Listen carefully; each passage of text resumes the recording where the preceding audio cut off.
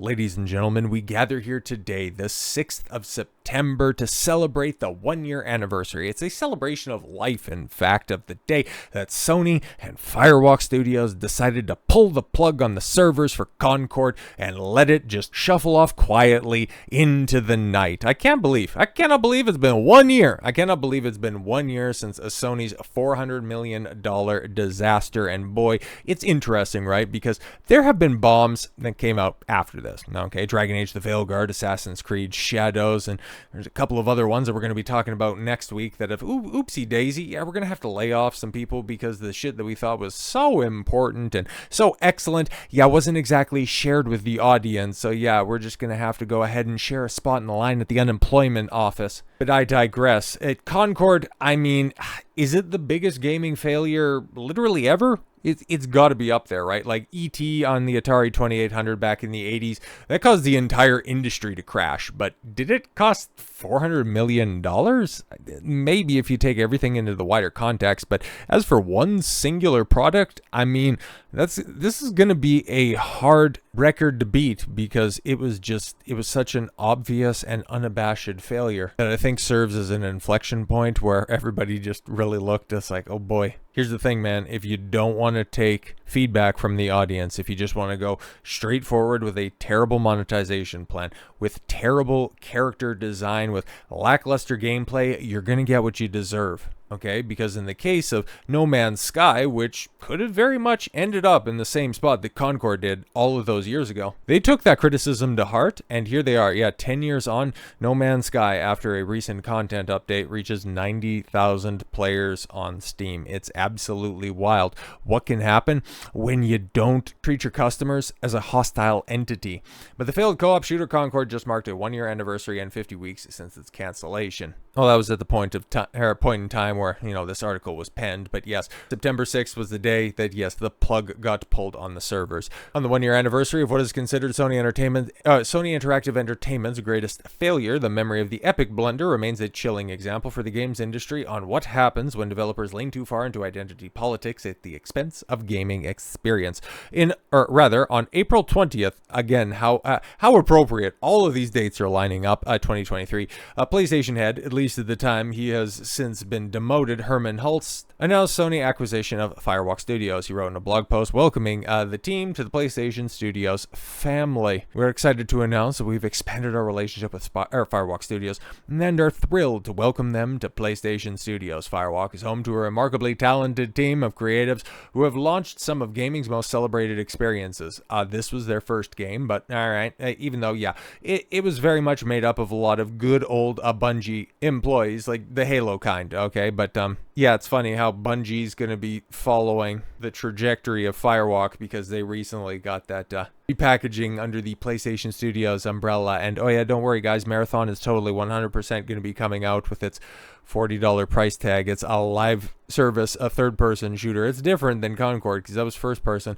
They're already hard at work on the first original AAA multiplayer game for PlayStation. Yeah, that game would go on to be Concord, and of course, the rest is history. With a peak of less than 700 players, the game's launch went so poorly that it had to be shut down after just 2 weeks. Players challenged themselves to reach max level before the inevitable shutdown. Instead of playing, though, they decided to start jumping off cliffs in-game, the fastest way to farm XP. Are you kidding me? Director Ryan Ellis stepped down from the company as Firewalk itself was promptly shut down by Sony. The Museum of Failure even deemed it worthy of an exhibit, due to its status as one of the most significant flops in the video game history. I mean, yeah, that's all. It's going to be a cautionary tale. Concord is a name that will live a lot longer. Hell, it's already been living 50 times longer than its servers were operational, as an opportunity to show what you can and can't do to be successful in this industry. You don't need a big studio. You don't need $400 million in backing in order to succeed.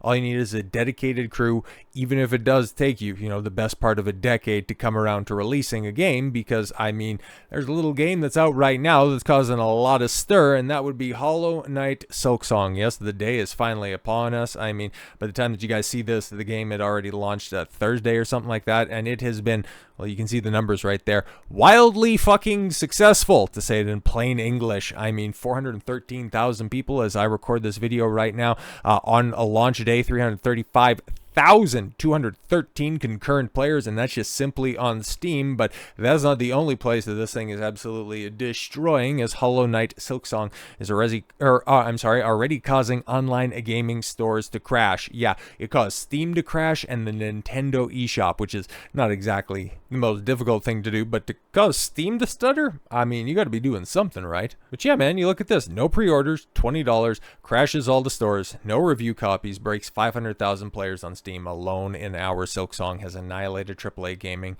and set a precedent. Yeah, exactly. And it's so funny that this comes out in the same week that serves as the anniversary for Concord, a game that, yeah, had been anticipated for years at this point in time. You know, Silksong announcements have been a part of memes for, you know, every stream for years at this point in time. And now that it just simply, it got its first passing mention, and it served as the most concrete evidence that it was going to be launching in 2025 at the Nintendo Switch launch event, which was wild, okay, back in April. And then, yeah, I think it was at Gamescom, it got an official release date, and yeah, here we are, boom. 500,000, probably closer to 1 million over the weekend, because from what I'm hearing right now, it's really fucking good, okay? And it's $20. It's so funny, right? Because 2025, I don't think has been a terribly great year for really anything, to be completely honest, but it has served a couple of avenues quite well, and that would be independent game development, okay? Because prior to Silksong, okay, what was the one game that was captivating everybody's minds? And for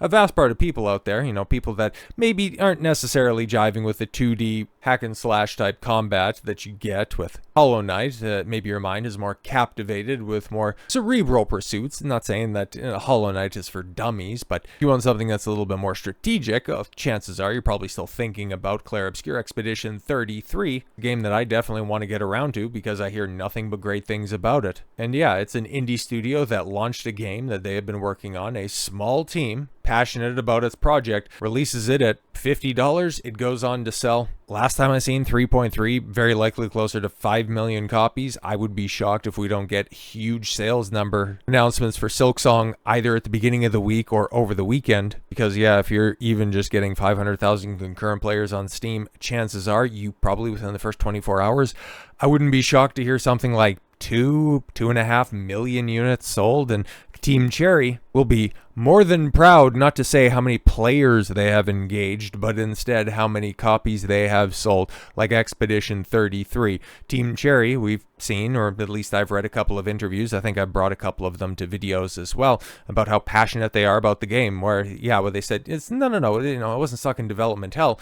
It's just, we have a small team, we're very passionate about what we're working on, now we wanted to make it the best experience possible. And that's why, we probably announced a little bit too early, but we have been working on this. Just like, Fanfall Entertainment doesn't plan on expanding its scale of development. We're just the right size for full-price, turn-based RPG. Exactly. That's what they want to make. Team Cherry wants to make Hollow Knight games. Firewalk Studios, they wanted to make a live service slot product that was going to make a lot of money. They didn't give a flying fuck about making a good video game, having a good experience, having something stand the test of time.